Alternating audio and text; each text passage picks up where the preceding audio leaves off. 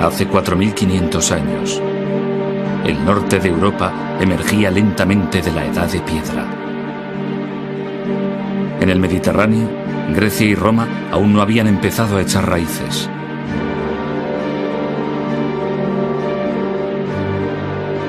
Mesopotamia todavía estaba muy lejos de la llegada del gran imperio asirio. Pero en el sur, en la zona nororiental de África, tomaba cuerpo algo sin paralelo en la antigüedad.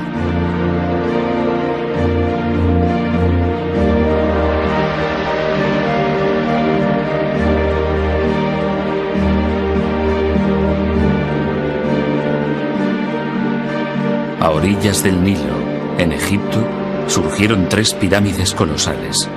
3 monumentos levantados por la civilización más duradera que ha existido en el mundo.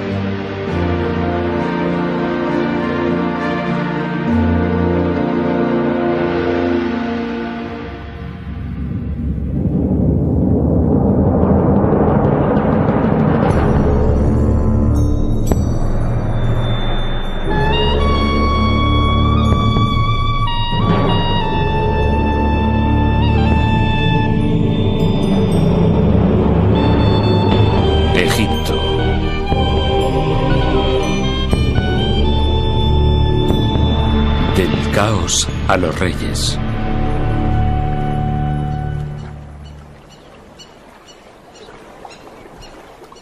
Cuando el historiador griego Heródoto visitó Egipto, 4 siglos y medio antes de nuestra era, quedó impresionado. Las maravillas eran mayores que en cualquier otro país, observó.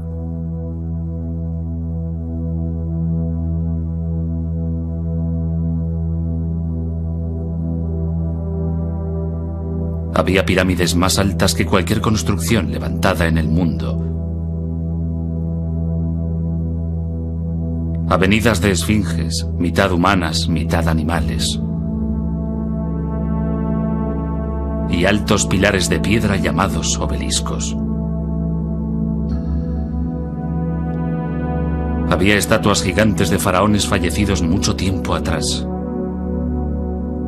Y momias exóticas cubiertas de oro. Y por doquier, los símbolos enigmáticos de su escritura sagrada.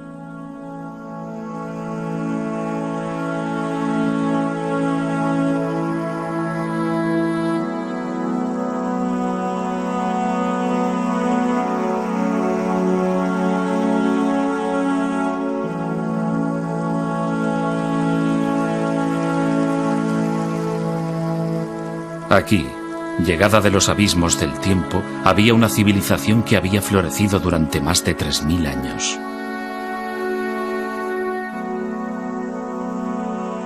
Para los antiguos, Egipto ya era antiguo.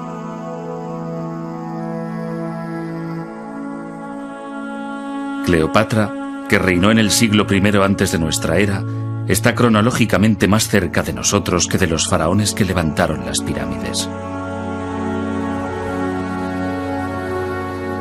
Egipto es tan antiguo que durante siglos sus orígenes permanecieron envueltos en el misterio.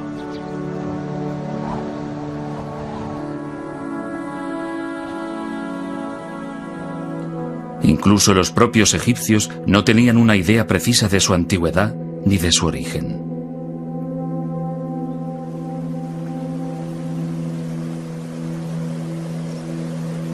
Heródoto dijo que Egipto era un don del Nilo. Pero los egipcios sabían desde el principio que la vida en el Nilo podía ser muy precaria. Rodeados por una extensión infinita de desierto, vulnerables ante un río impredecible y un clima que podía cambiar súbitamente, la civilización egipcia se forjó en parte como respuesta a un entorno natural muy duro.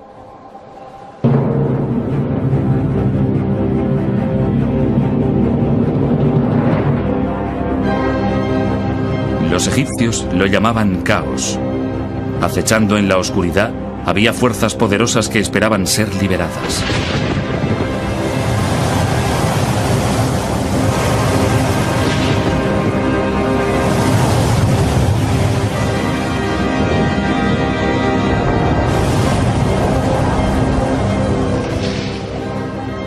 catástrofe podía llegar en cualquier momento y por ello los egipcios se aferraban a una creencia profunda. El orden, opuesto al caos, era la voluntad de los dioses. Para mantener el orden y dominar el caos, los egipcios imaginaron un rey que era un dios vivo, la manifestación terrestre de Horus, el halcón, el gobernante de los cielos. Enfrentado a él estaba el dios del desgobierno, Set, el precursor del caos. El eterno conflicto entre orden y caos guiaría, finalmente, el destino de la civilización egipcia. Pero la verdadera historia de lo que ocurrió se desvaneció con el paso del tiempo.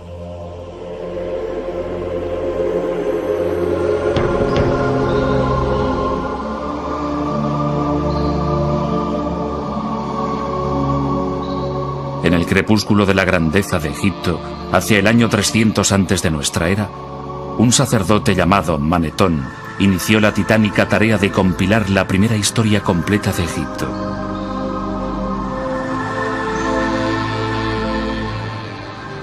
Pudo haber sido un reto desalentador, pero en las bibliotecas de los templos y en los muros de los lugares más sagrados de Egipto ya se habían escrito algunos volúmenes.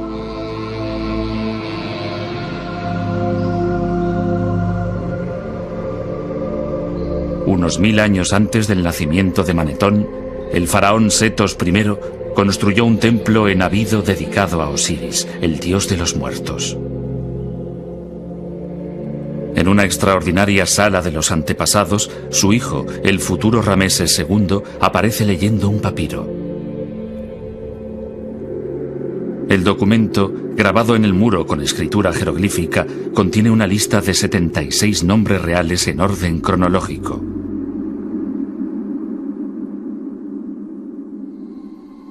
Cada nombre está rodeado por un estilizado anillo de cuerda. Este símbolo, llamado por los egiptólogos cartucho, identifica a un faraón.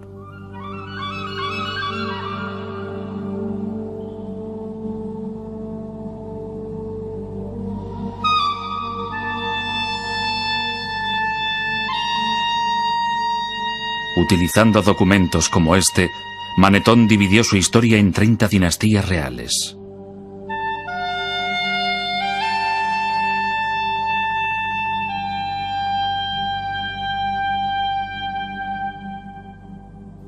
El rey Menes fundó la primera dinastía egipcia hacia el año 3100 antes de nuestra era. Según Manetón, reinó 62 años, durante los cuales expandió las fronteras de Egipto y adquirió una notable fama antes de ser arrollado por un hipopótamo.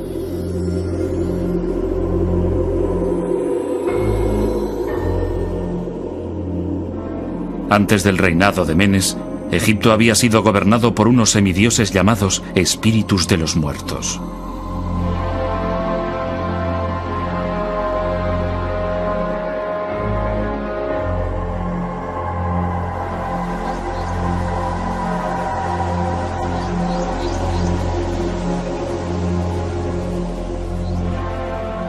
Pero sus nombres se habían perdido en el olvido hacía mucho tiempo. ¿Eran los espíritus de los muertos historia o mitología? ¿Dónde empezó en realidad la civilización egipcia? Irónicamente, no comenzó en las orillas del Nilo.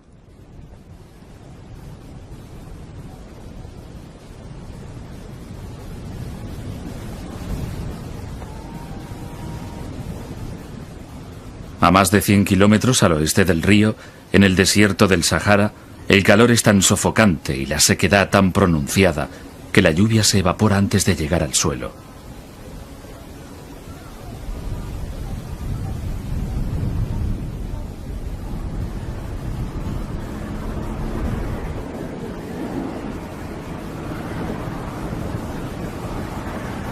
Aquí, en este paisaje desolado, vivió una tribu de nómadas que pudieron haber sido los antepasados de los faraones.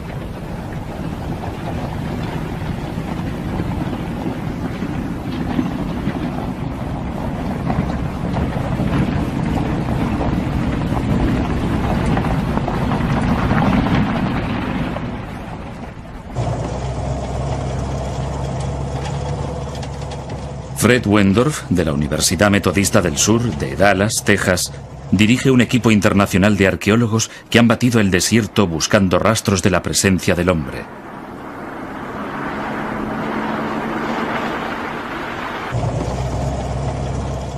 En 1974 localizaron un antiguo asentamiento en el borde de una depresión poco profunda que llamaron Playa Napta.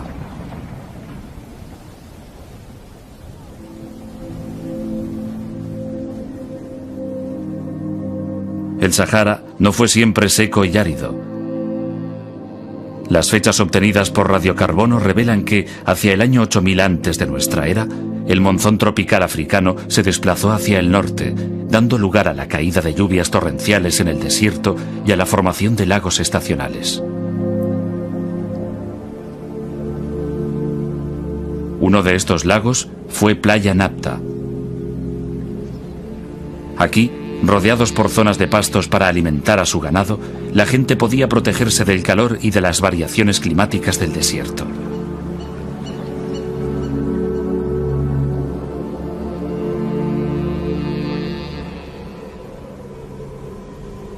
Pero la lluvia era impredecible, y sin ella el lago se secaba. 3 días sin lluvia señalaban el paso de la vida a la muerte.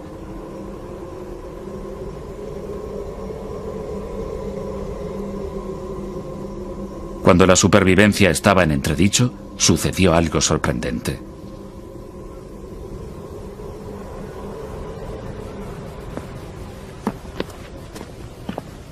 El codirector de la expedición, Romuald Schill, de la Academia Polaca de Ciencias, descubrió un pequeño círculo de piedra, un Stonehenge en miniatura, pero 2000 años más antiguo.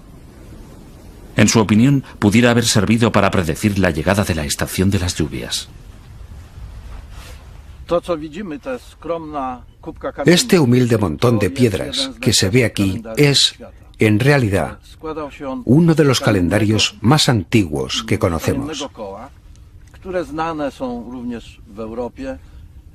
Consistía en un anillo y 2 alineaciones de piedras verticales que yo llamo puertas.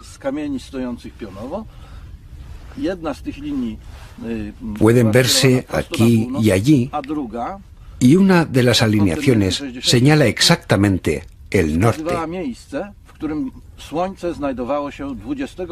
La otra, que se ve aquí, orientada en esta dirección, señala la posición del Sol el 21 de junio. Este día comienza el verano, comienza la estación de las lluvias en esta franja de África.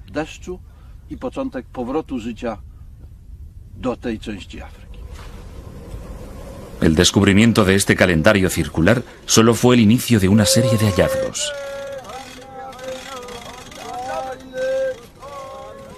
Cerca de allí se encontraron varias piedras colocadas formando círculos que marcaban la situación de hoyos profundos.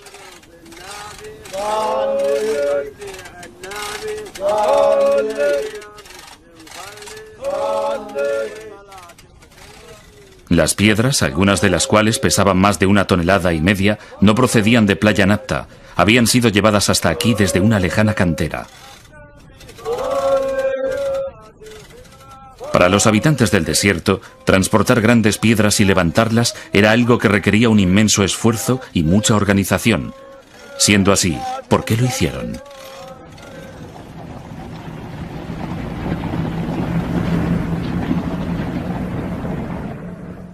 Fred Wendorf cree que podrían señalar la posición de tumbas de personajes importantes u honrar a sus espíritus. Tal vez la tumba de alguien con suficiente poder para interceder ante los dioses y atraer la lluvia. Uno de los objetos más imponentes fue hallado en este hoyo, tal vez la última morada de un caudillo o un gobernante. A primera vista parecía un bloque normal, pero cuando Wendorf lo examinó con más detalle, resultó ser una escultura primitiva.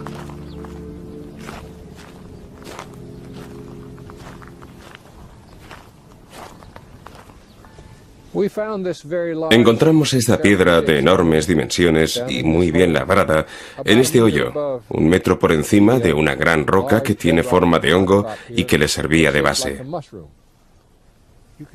Se puede comprobar que fue cuidadosamente trabajada. Las superficies fueron perfectamente pulidas y las aristas afiladas. También se aprecia que sabían cómo controlar el tamaño del bloque haciendo las incisiones que se ven en esta cara.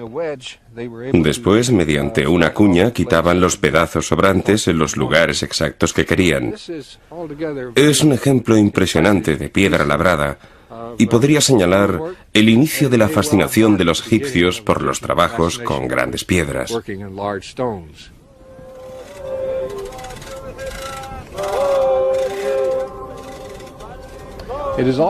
También es una prueba importante de la existencia de diferentes estratos sociales, porque se necesitó habilidad para controlar a la multitud de hombres dedicados a dar forma al bloque y ponerlo en una posición que encajara con la piedra que lo sustentaba. Para ello fue necesario que un gran número de hombres trabajara durante un largo periodo de tiempo, lo cual indica que quien los mandaba tenía una categoría superior a la de los demás. Aquí, hace 7000 años, los primeros y toscos monumentos de Egipto surgieron del desierto para honrar a un rey caído y para llevar orden al caos.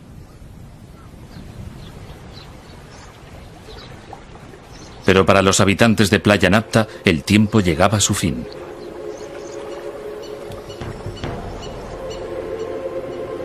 Hacia el año 5000 antes de nuestra era, el monzón de verano volvió a cambiar de ruta, dirigiéndose ahora hacia el sur.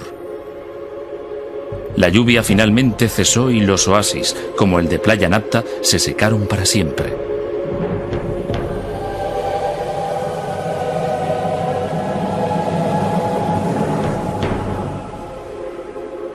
Obligados a abandonar el desierto, sus habitantes tomaron el camino del este, hacia el Nilo.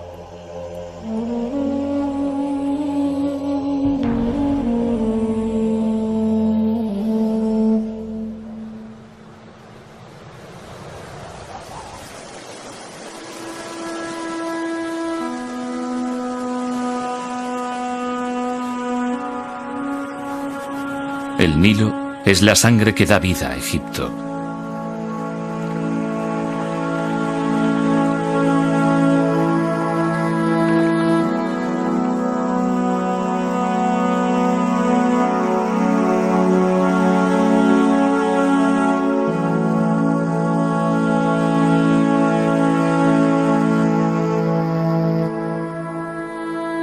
Desde su nacimiento, en las profundidades del este africano, el río fluye hacia el norte durante unos 6000 kilómetros antes de llegar a Egipto, donde forma un oasis que se extiende a lo largo de unos 900 kilómetros.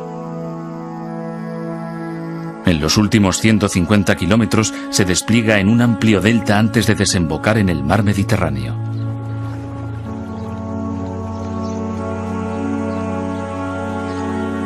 Para la historia egipcia, el Nilo fue a la vez una bendición y una maldición.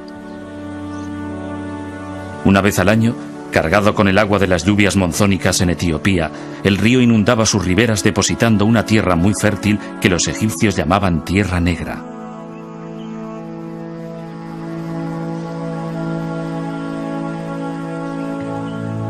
Sin el río, Egipto sería estéril. Con él, es una de las regiones más fértiles de la tierra.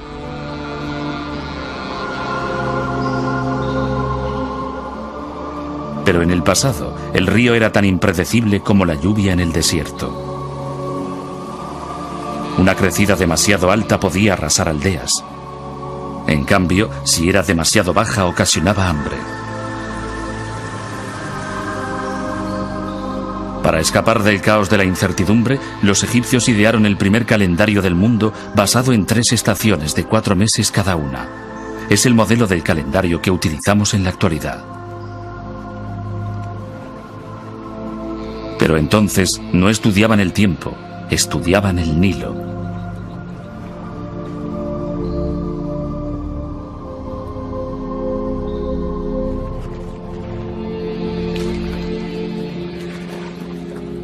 La estación de la crecida se llamaba inundación. En invierno, cuando el agua se retiraba, se procedía a cultivar la tierra emergente. Durante la estación seca, cuando el Nilo estaba en su nivel más bajo, se realizaba la cosecha.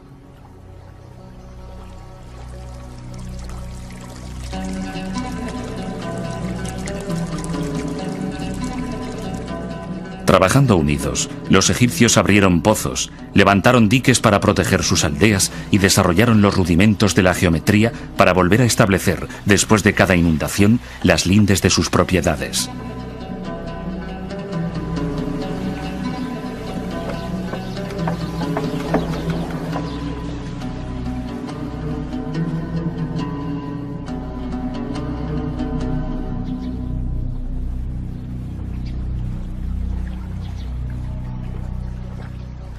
En el año 4000 antes de nuestra era, cuando los habitantes de Playa Napta ya se habían instalado en el valle del Nilo, empezaron a aparecer los primeros indicios de la civilización egipcia.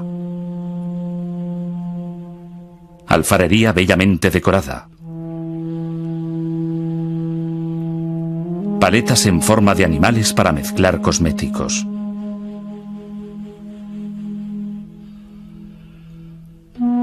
Y cuchillos de pedernal tan bien acabados que nunca han sido igualados, algunos con mangos de marfil bellamente tallados.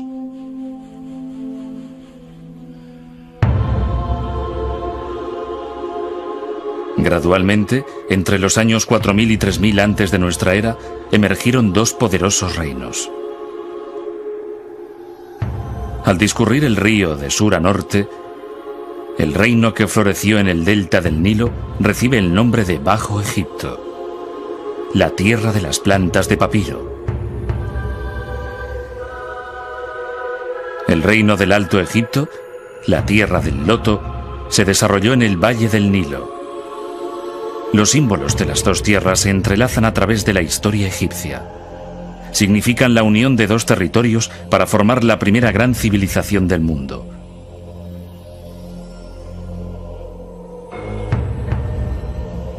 Lo que ha desconcertado largo tiempo a los arqueólogos es cómo y cuándo tuvo lugar esta unificación. René Friedman, de la Universidad de California en Berkeley, y sus colegas están buscando pistas de ello en la antigua capital del Alto Egipto. What you got over there, Sean? We got what appears to be a man. Llamada por los griegos Hieracómpolis, la ciudad del halcón, fue la primera ciudad egipcia. About 35 to 50 year range. Sus monumentos y construcciones desaparecieron hace tiempo. En su lugar se encuentran por doquier agujeros abiertos por los ladrones. Hace un siglo, los arqueólogos creyeron que todo lo que quedaba en el desierto era un cementerio saqueado y que no valía la pena excavarlo. No podían imaginarse que en la arena se escondía una gran riqueza de nuevas informaciones.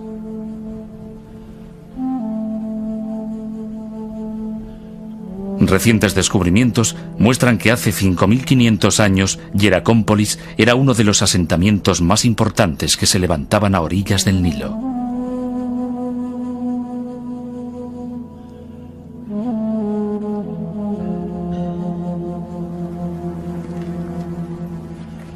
Tenía unos 3 kilómetros de longitud y era una comunidad bulliciosa de agricultores, administradores, artesanos y alfareros.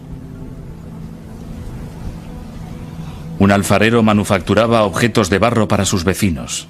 Firmaba sus vasijas presionando con el pulgar sobre el barro húmedo en el borde de las piezas. 5000 años más tarde, los fragmentos de esta cerámica aún cubren el terreno inmediato a su horno.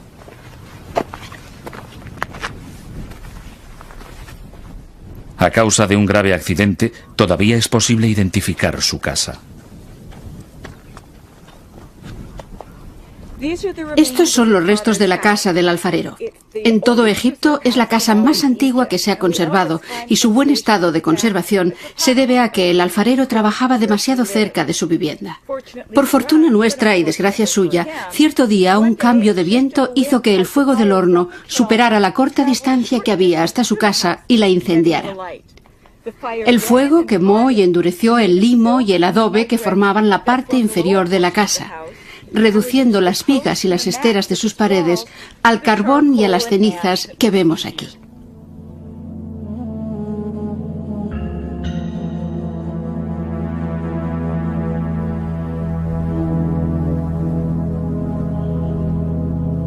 En la parte norte de la ciudad había un vasto complejo industrial donde se hallaban panaderías, graneros para almacenar trigo y las primeras cervecerías conocidas de Egipto. Pero el edificio más importante de Hieracómpolis fue descubierto en 1985, cuando los arqueólogos encontraron varios agujeros de 1,80 m de profundidad, lo suficientemente grandes como para alojar unas inmensas columnas de madera de 6 metros de altura. Estas columnas formaban la fachada de un santuario inmenso que debía dominar el complejo del templo y toda la ciudad de Hieracómpolis.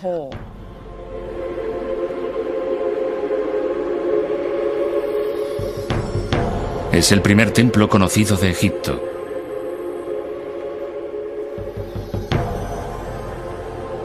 En ninguna parte era más evidente el poder del faraón.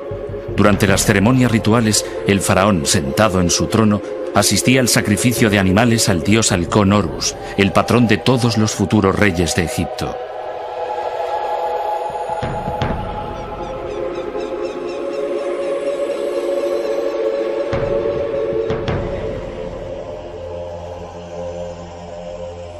Pensado para recordar la silueta de un animal agachado con cuernos y una cola, el templo estaba ricamente decorado con esteras de colores y pilares, tal vez hechos con cedros importados del Líbano.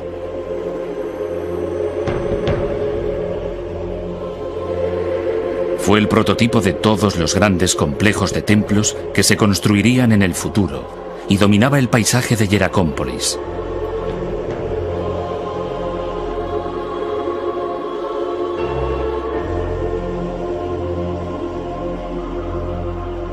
Pero a la ciudad del halcón le salió una rival en Buto, la capital del Bajo Egipto.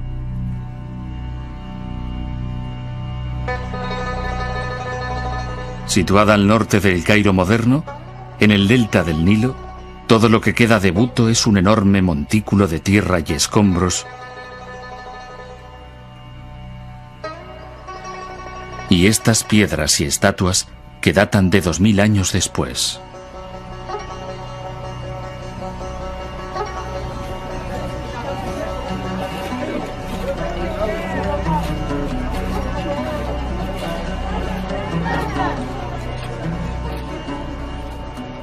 A pesar de todo, en esta zanja los arqueólogos han descubierto fragmentos de centenares de utensilios de barro que proceden del mismo período que Hieracómpolis, 3500 años antes de nuestra era, e incluso de antes.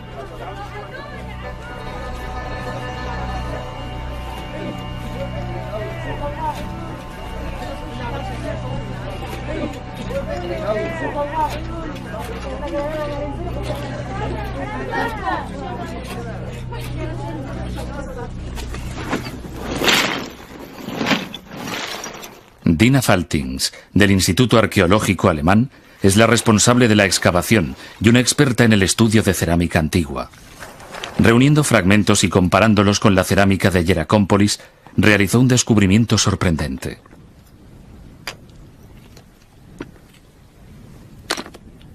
Buto, en tiempo remoto, había albergado una cultura muy diferente. Los utensilios de Buto no alcanzaban la perfección de los del Alto Egipto.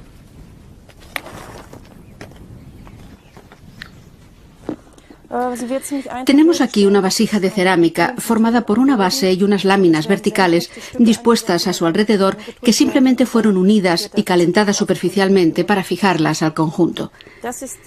Se trata de una técnica poco evolucionada. En contraste con esto, tenemos algunas importaciones del Alto Egipto, como esta vasija. Es pequeña y elegante, de mayor calidad. Se observa incluso con el sonido.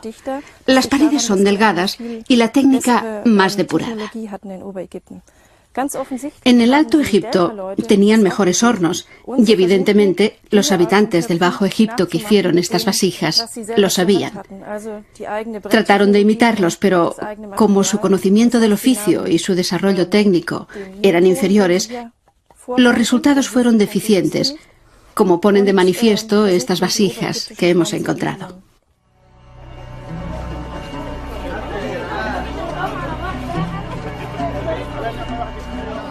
La tarea de Dina Faltings en Buto revela que en el año 3200 antes de nuestra era, la superior cultura del Alto Egipto llegó hasta el Bajo Egipto y los dos reinos se convirtieron en uno solo.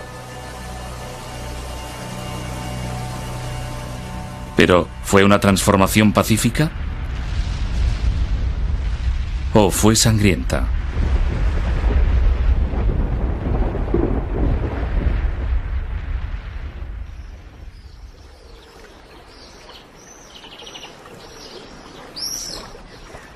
La unión de los dos reinos, que se extendía a lo largo del Nilo, era un punto de referencia en la evolución de la civilización egipcia. Pero cómo se llegó a ello era una pregunta de difícil respuesta. Todo lo que tenían los arqueólogos para basar sus teorías era un objeto encontrado en Hieracómpolis en 1898.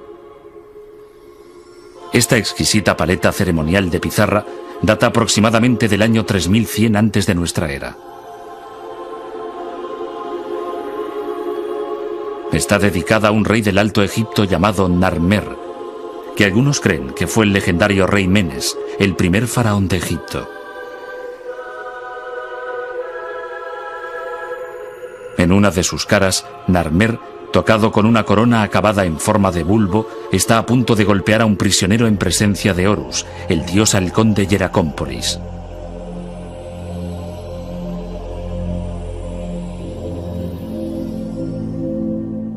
En la otra cara de la paleta, Narmer, tocado con una corona adornada con una lengua enroscada, aparece en una procesión que se dirige hacia unos prisioneros decapitados. Dos leones, con sus largos cuellos entrelazados, simbolizan la unificación. La clave para entender la paleta de Narmer son las coronas.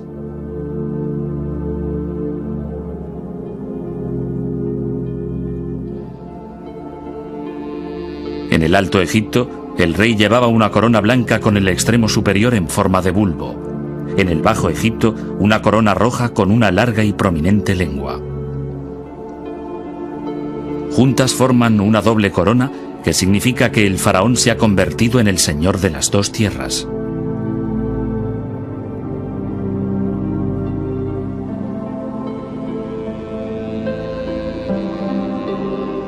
En los 3000 años que siguieron a la unificación, la imagen del rey ciñendo una doble corona aparecerá en estatuas y templos a lo largo y ancho de Egipto para indicar su dominio sobre todo el territorio.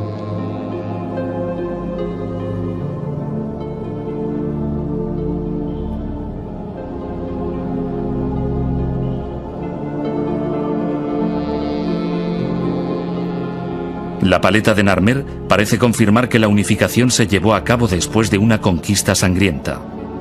Durante un siglo fue la única prueba de ello, hasta que apareció un pequeño objeto en el cementerio real más antiguo de Egipto, Abido.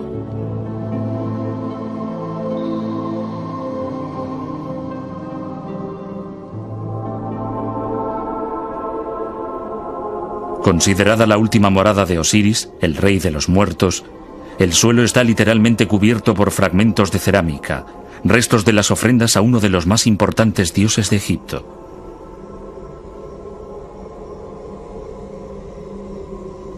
Mucho antes que los faraones construyeran las pirámides o tallaran sus tumbas en el Valle de los Reyes, los primeros gobernantes de Egipto fueron enterrados aquí en grandes tumbas construidas con adobe.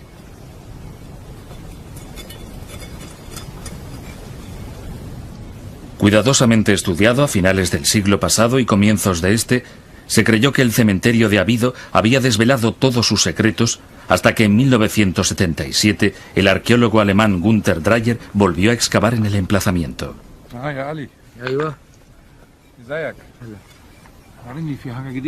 Desde entonces, él y su equipo han investigado de nuevo las tumbas de varios de los primeros reyes, incluyendo la del rey Narmer.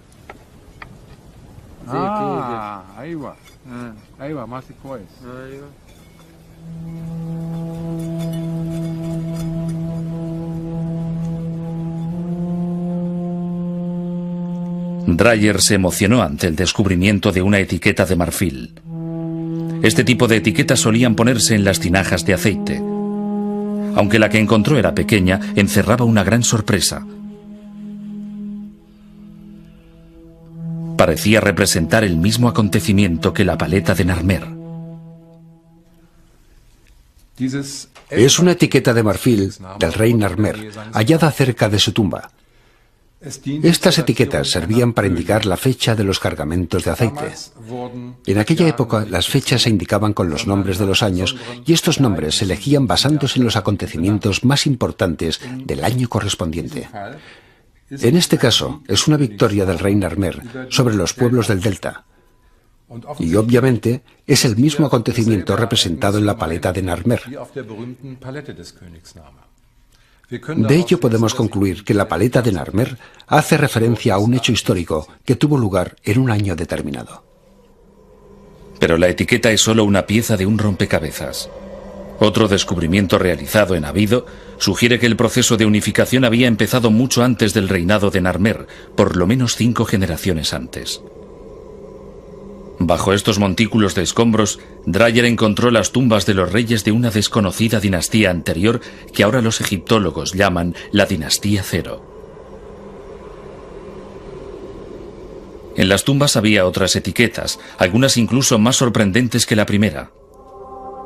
Aquí, grabada en marfil, estaba la prueba clarísima de que los egipcios habían elaborado un sistema de escritura totalmente desarrollado, no solo antes de lo que se pensaba hasta entonces, sino incluso antes de que lo hicieran los sumerios en Mesopotamia, a los que se consideraban los primeros en producir un lenguaje escrito.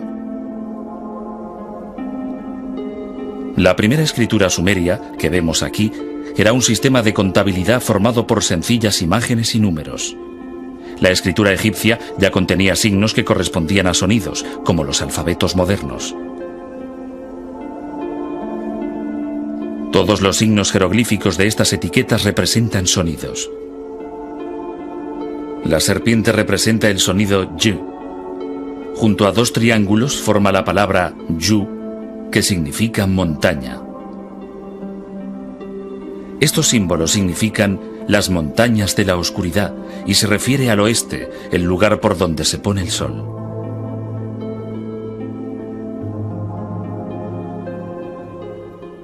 Los jeroglíficos de otras etiquetas indican que el rey ya recaudaba impuestos en el Alto y en el Bajo Egipto, una clara señal de que la unificación ya se había producido.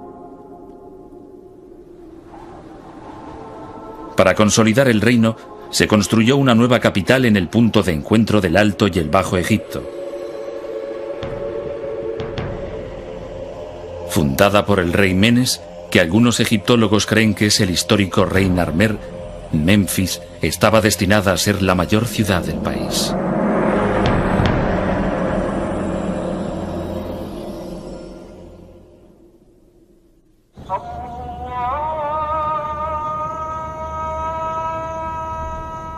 Durante 3000 años, los faraones gobernarían Egipto desde Memphis.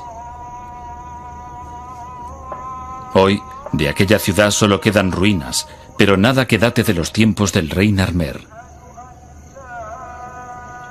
Los egiptólogos hace tiempo que creen que la antigua capital siempre estuvo situada aquí.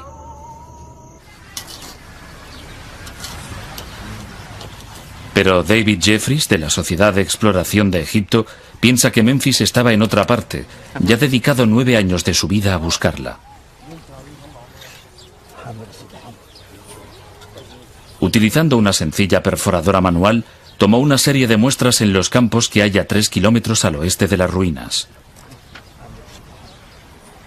Los sondeos señalaron una importante capa de objetos situada a 3 metros de profundidad.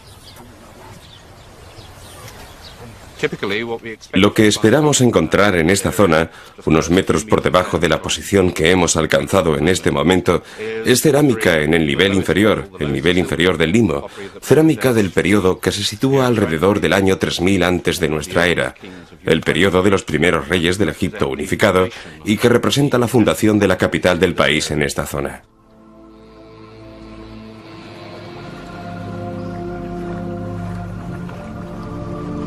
¿Cuál pudo ser la causa de que la primera capital de la nación, una gran ciudad con palacios y templos, casas y edificios administrativos, decidiera cambiar de emplazamiento? Dos grandes fuerzas naturales, el desierto y el Nilo. Ahora estamos en los límites del desierto occidental, mirando el valle del Nilo hacia los riscos orientales. Aquí el valle solo tiene 7 kilómetros de anchura. Es tan estrecho como en cualquier otra parte del norte del valle, y lo que creemos haber demostrado, estamos mirando hacia el área donde hemos estado haciendo estos sondeos, lo que creemos haber demostrado es que aquí el río fluía muy cerca de los límites del desierto y que la ciudad se extendía a lo largo del río, exactamente debajo de donde nos hallamos. Y que al llegar la arena del desierto occidental y al mismo tiempo desplazarse el río hacia el este, la ciudad siguió el movimiento del río hasta donde hoy están las conocidas ruinas de Midrashina, a unos 3 kilómetros a través del valle. El caos de los cambios del Nilo, por una parte, y el crecimiento del desierto, por otra, persiguieron a los egipcios durante toda su historia.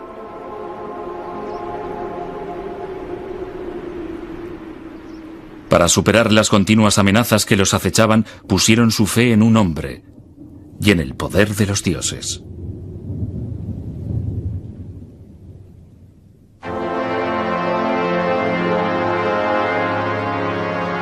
Para protegerse del desastre, los egipcios confirieron a su rey un poder absoluto y le adoraron como a un dios. Solo una divinidad podía hablar con los dioses y solo una divinidad podía alejar el caos. Para mantener el orden, llamado Maat, personificado por una diosa sentada con una pluma en la cabeza, el faraón realizaba rituales diarios. Para apaciguar a los dioses, construía lujosos templos provistos de comida, bebida y otras ofrendas.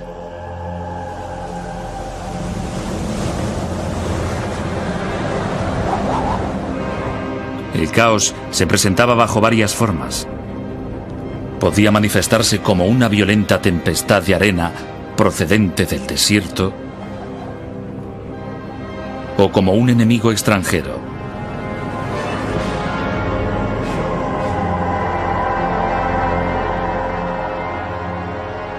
A través de la historia egipcia se repite una y otra vez la imagen de los faraones como guerreros triunfantes.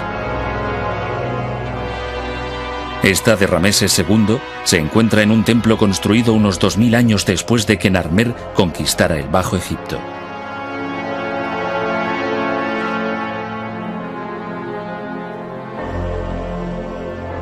Seguramente Rameses nunca condujo un ejército al combate. La imagen es más simbólica que real. Un mensaje que indicaba a todos los que lo veían que el rey cumplía su deber sagrado de mantener Maat, el orden divino.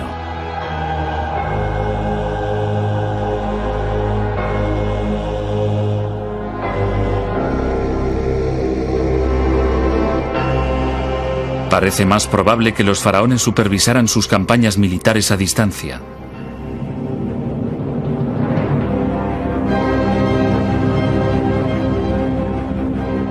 En el año 2280 antes de nuestra era, un importante oficial de la corte llamado Uni hizo que esculpieran los detalles de su extraordinaria carrera en los muros de su tumba.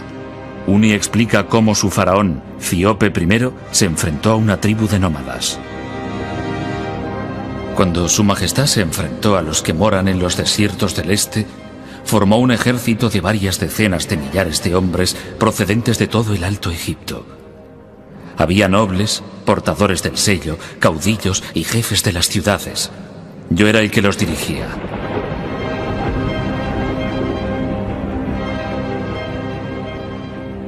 Este ejército volvió sano y salvo. Había asolado la tierra de los moradores de la arena. Había saqueado sus plazas fuertes. Había incendiado sus mansiones.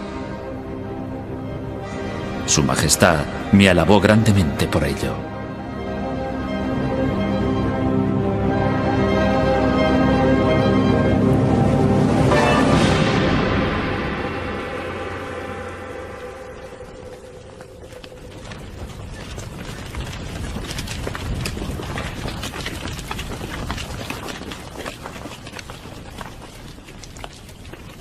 Con un tremendo poder y una gran fuerza destructora, el caos podía también surgir de la nada. No muy lejos del emplazamiento de la antigua Memphis, en una cantera de Helouan, 30 kilómetros al sur del Cairo, está la presa más antigua del mundo. Aunque es difícil de imaginar, después de 4000 años, esta inmensa mole de piedra formaba parte de un enorme proyecto de ingeniería proyectado para controlar las inundaciones súbitas. Fascinado por la temprana tecnología egipcia, Gunther Dreyer realizó un detallado estudio de la presa. Calculó que 500 hombres tardaron 10 años en construirla, cargando hasta allí unas 184.000 toneladas de piedras. La presa era un intento extraordinario de dominar el caos. Por desgracia, no funcionó. La presa atravesaba el Wadi, desde allí hasta ahí. Tenía una longitud de unos 110 metros y una altura de unos 15. Era una construcción bastante sólida. La sección transversal habría tenido este aspecto. En la base, su longitud sería de unos 100 metros, en la parte superior de 60 metros. Estaba dividida en 3 partes. En el centro, un terraplén de arena, y en los 2 lados un conjunto de piedras sin labrar cubiertas con bloques de piedra caliza. Por desgracia, una crecida se llevó la presa antes de estar terminada. El agua vino por aquí y destruyó la parte inacabada. Después, en unos minutos, enormes cantidades de agua bajaron por el Wadi y destruyeron todas las instalaciones inferiores. Así, el trabajo de unos 10 años y 500 hombres fue en vano.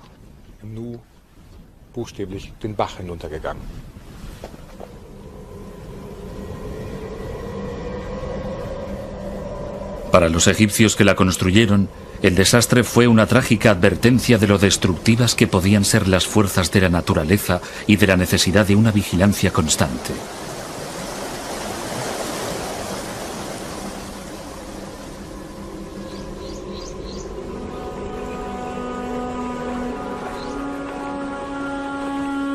Fue la particular visión del cosmos de los egipcios, moldeada por su entorno, la que sostuvo la civilización más duradera del mundo.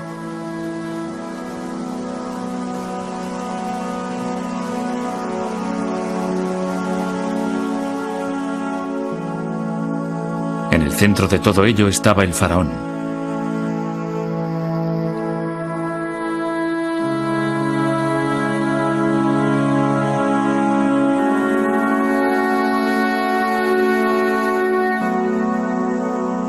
Con las artes forjadas por sus antepasados en el desierto y perfeccionadas a lo largo de las orillas del siempre cambiante Nilo, mantenía la balanza del universo con justicia y devoción. Luchaba contra los continuos y virulentos ataques de la naturaleza, las agitaciones sociales e incluso contra lo sobrenatural.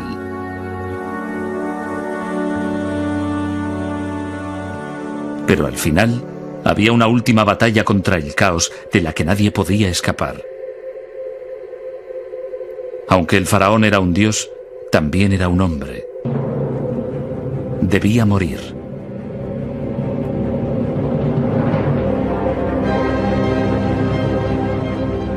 Para evitar la calamidad, ordenó a los egipcios que empezaran a acarrear grandes piedras hacia los límites del desierto.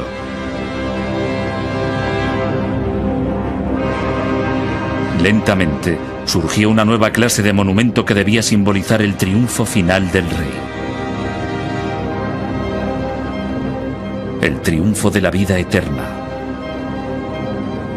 Había empezado la era de las pirámides.